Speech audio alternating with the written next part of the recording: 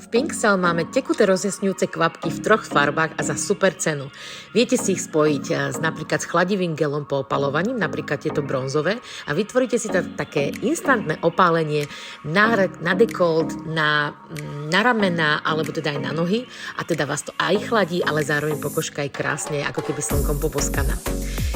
Bronzové kvapky si viete spojiť aj s chladivým krémom na nohy.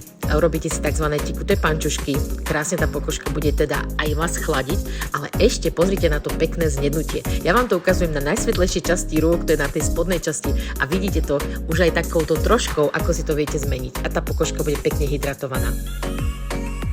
Máme 3 farby, toto sú tie bronzové, a potom máme strieborné a zlaté.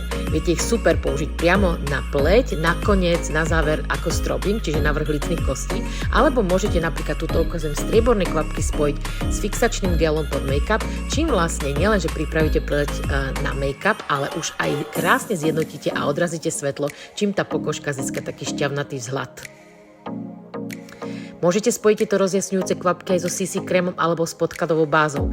Ten make-up bude oveľa taký jasnejší, žiarivý a bude ostatné všetky tie benefity plniť. Čiže nielen teda, že budete mať pekne pleť zjednotenú a chránenú, ale ešte aj bude pokožka krásne prežiarená. Hneď to vidíte, že to vyzerá úplne inak ako tá druhá ruka.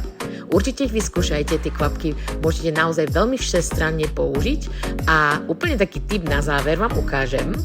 Ak máte napríklad lesk, ktorý vám už za chvíľočku končí, tak môžete vyskúšať kvapnúť si do neho napríklad tie strieborné kvapky a ešte viac prejasnite. Toto je konkrétne lesk Sheer Illusion, ktorý má také holografické odlesky, ale keď som tam spojila práve tieto kvapky, tak pozrite, že ten efekt je oveľa viditeľnejší. Na tom videu to až tak vidno nie je, tak som to chcela ukázať vám aj na Zoliho ruke, a tam to vidíte.